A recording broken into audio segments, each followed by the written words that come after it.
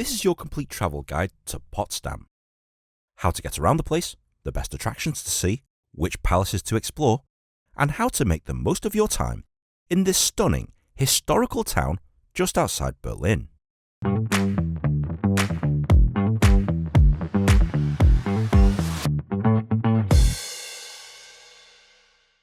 Now, a lot of people haven't heard of Potsdam, and to be honest, I hadn't either.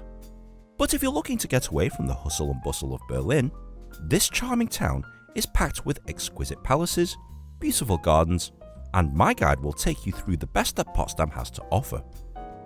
But when you have a look at the map, it can be confusing as to where to start. To make your trip easier, split your visit into three main areas: Sanssouci Park and the palaces. This is where you'll find the town's most famous attractions. The Old Town and Dutch Quarter. These are the beautiful streets, charming squares and unique shops. And the palaces and parks along the Havel River. They're a bit further out, but absolutely worth the trip. The easiest way to get here, if you're already in Berlin, is simply take the S7 train to Potsdam Hauptbahnhof, the main station. If you already have a Berlin ABC ticket, this is already included in the price.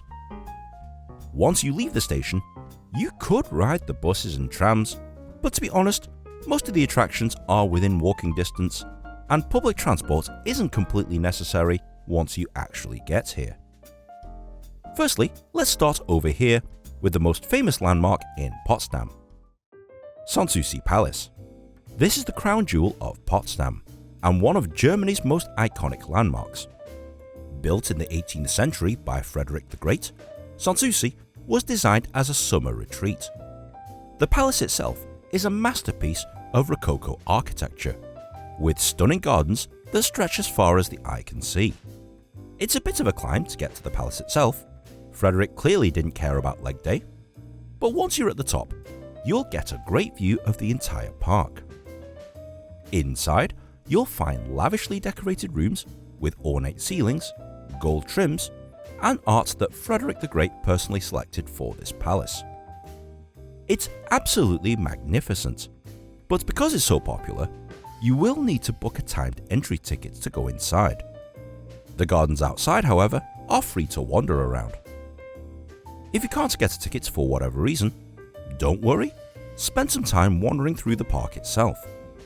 It's a gorgeous green space, and there's plenty to see and do. Or even if you want to do nothing, it's great for that too. It's one of the nicest manicured parks you'll ever come across, and I'm not kidding. But out of all of the palaces, the one I urge you to visit the most is this: the New Palace. Despite the name, it was built in the 1760s. It's the largest palace in Potsdam, and while Sanssouci was Frederick's chill-out spot, the New Palace was built to show off to the world. It's all about opulence: grand halls, exquisite chandeliers, and rooms filled with priceless art.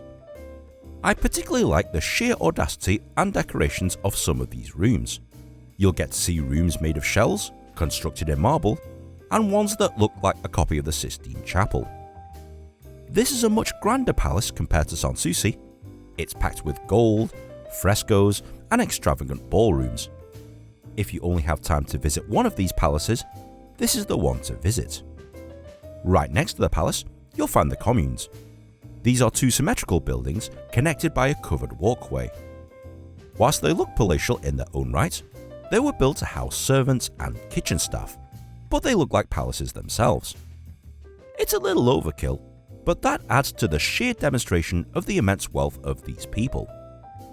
Another palace that you'll find in this park is right over here: the Orangery Palace. Inspired by Italian Renaissance architecture, this palace is famous for its tropical plants. No surprises that they grow oranges in here. It's one of the lesser visited palaces, so it's great if you want to escape the crowds from the other two palaces that we just mentioned. On the opposite side of the park, hidden away, you might just find the Chinese house, an 18th century tea house designed in the chinoiserie style. Basically, a European version of what they think Chinese stuff looks like. It's decorated with gold statues of musicians and exotic animals. You can't actually go inside most of the time, but the exterior alone is worth seeing. It's one of those "why is this here" kind of things. And if you have time, check out Frederick's church, complete with its own cloister and superimposing statues of Jesus.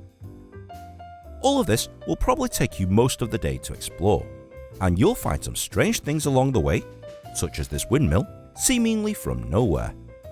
But it's all very pleasant, especially on a nice day like today.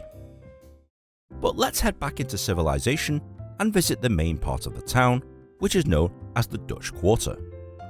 This is the largest collection of Dutch-style buildings outside of the Netherlands, built in the 18th century for Dutch immigrants. Today, it's full of cafes, boutique shops, and art galleries.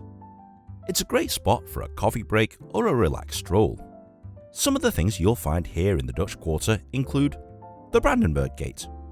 Not to be confused with the one that's in Berlin, Potsdam's Brandenburg Gate was built in 1770, almost 2 decades before Berlin's. It's smaller, but it has a much more classical design.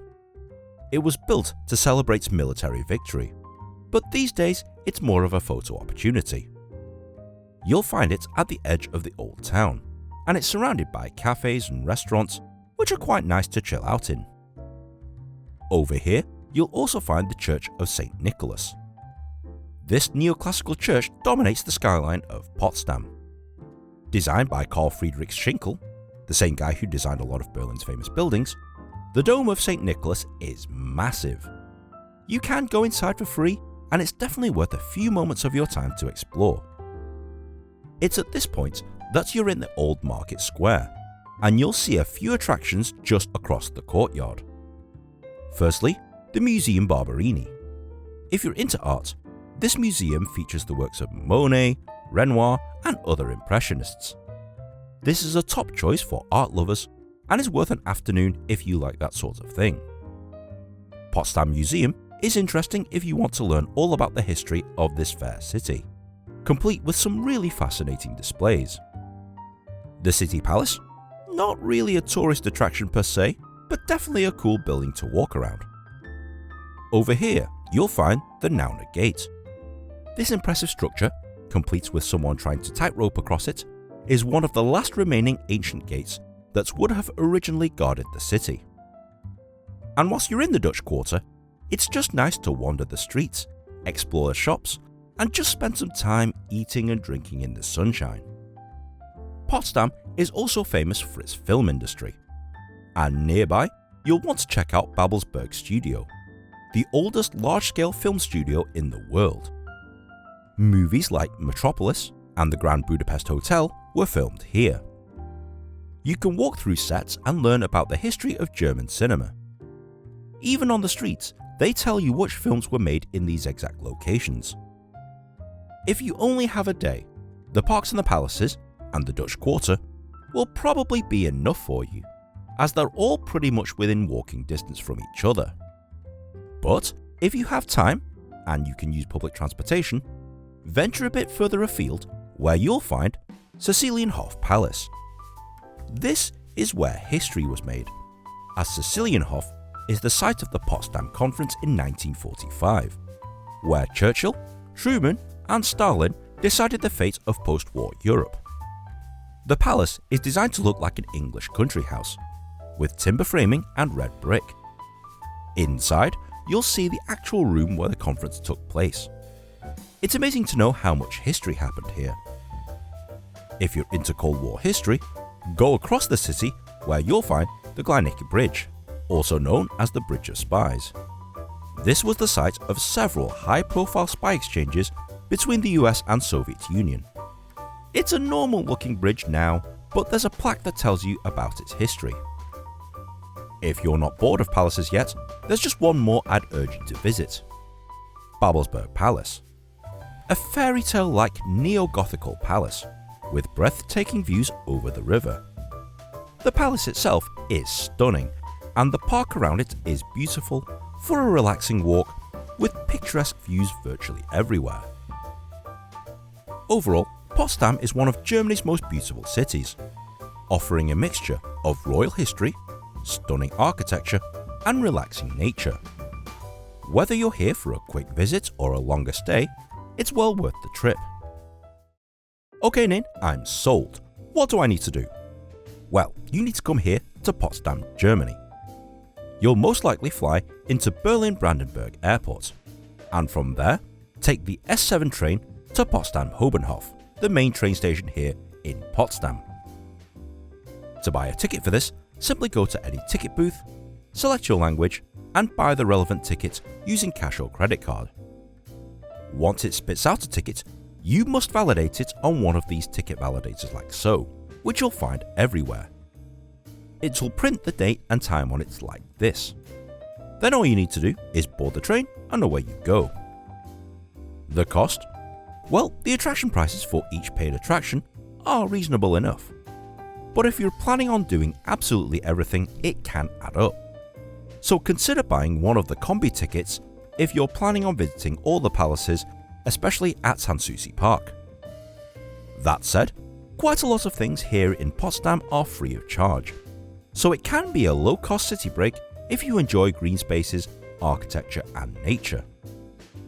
If you're looking for a place to stay, there's plenty of hotels in the Dutch Quarter, which are reasonably priced and a short walking distance to most of the attractions. Is there anything else I need to know? Yes. Attractions and shops here in Potsdam close on different days to each other, so always check the opening hours of the places before you go there. The spoken language here is German, but most people speak excellent English, so you'll be fine if you're a native English speaker. The currency here is the euro, and Germans prefer that you pay with cash. Credit cards are widely accepted in most, but not all places. And finally, if you are coming to Berlin, do check out my previous video, which is a complete travel guide to Berlin. I'll help you plan your trip to have the best time of your life in this amazing city. If you found this video helpful in planning your trip to Potsdam, please share this video on your social media, give it a like and subscribe for more travel guides from around the world. Tweet me if you want to see guides for another city or destination, and thanks very much for watching, and I'll see you in the next episode.